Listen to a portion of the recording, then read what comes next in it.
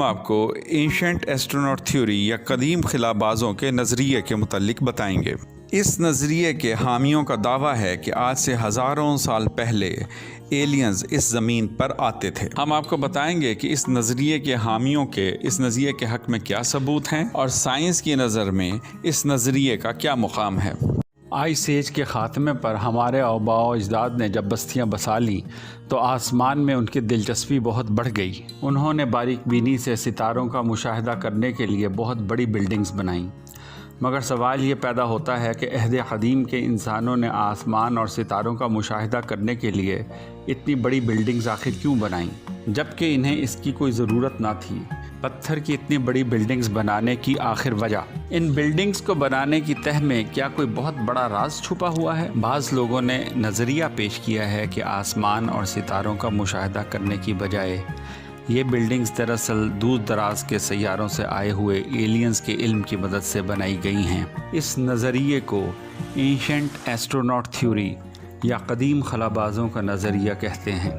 یہ نظریہ اس بات کو جانچتا ہے کہ کیا دوسری دنیاؤں کے لوگ قدیم دور میں زمین پر آئے تھے؟ آخر یہ سوچنے کی کیا وجہ ہے کہ قدیم دور میں دوسری دنیاؤں سے ایلینز زمین پر آتے تھے؟ اس کی وجہ یہ ہے کہ دنیا بھر کی قدیم کتابیں ایسے عجیب لوگوں کا احوال بیان کرتی ہیں جو عجیب و غریب اڑن کھٹولوں پر آسمان میں اڑتے پھرتے تھے۔ یہ لوگ ہم انسانوں کو حکمت کی تعلیم دیتے تھے۔ ہندوستان کی قدیم داستان مہابھارت، جو ان کی مذہبی داستان بھی ہے، ایسے دیوی دیوتاؤں کی کہانیوں سے بھری ہوئی ہے جو ہزاروں سال پہلے زبردست قسم کے جہازوں پر اڑتے پھرتے تھے۔ ان جہازوں یا اڑن کھٹولوں کو ویمان کہا جاتا ہے۔ ان ویمانوں کے متعلق یہ بتایا گیا ہے کہ یہ دھات کی بنائی گئی مشینیں تھیں۔ ان میں موجود ہتھیاروں کے متعلق بھی بتایا گیا ہے اور یہ بھی کہ بعض ویمانوں میں غائب ہو جانے کی صلاحیت بھی تھی۔ ان قدیم کتابوں کی کہانیاں ہمیں فکشن لگتی ہیں، مگر کیا یہ فکشن تھیں یا حقیقت؟ ہمیں اس سوال کا جواب ڈھونڈنے کی ضرورت ہے۔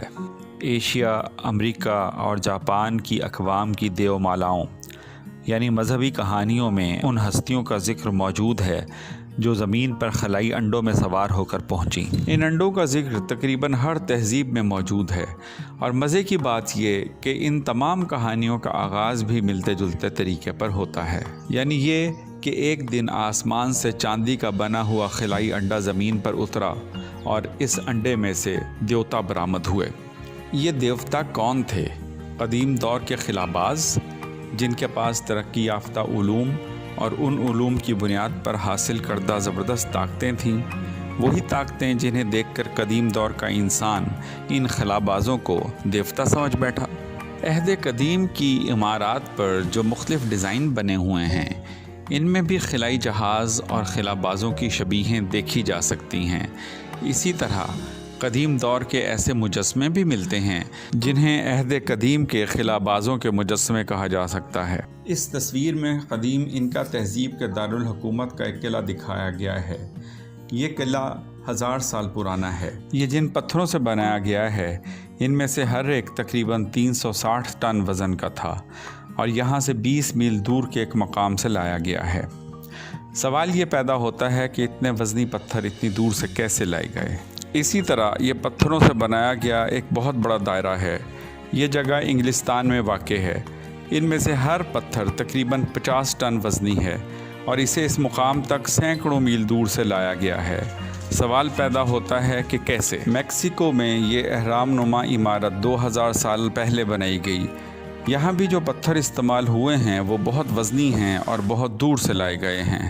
اہرام مصر 4500 سال قبل بنائے گئے۔ اس دور میں یہ پتھر اس قدر صفائی اور مناسب طریقے سے کیسے کاٹے گئے اور انہیں کیسے اٹھا کر ایک دوسرے پر رکھا گیا؟ موجودہ ترقی یافتہ دور میں بھی جدید ترین کرینے اور ٹیکنالوجی استعمال کر کے اس سائز کے پتھروں سے اتنا بڑا اہرام بنانا پڑے تو یہ بہت بڑا چیلنج ہوگا۔ ان سب بلڈنگز اور سٹرکچرز کو دیکھ کر یہی بات سمجھ میں آتی ہے کہ قدیم دور میں یہ سب بلڈنگز انتہائی ترقی یافتہ ایلینز نے ہی بنائی تھی۔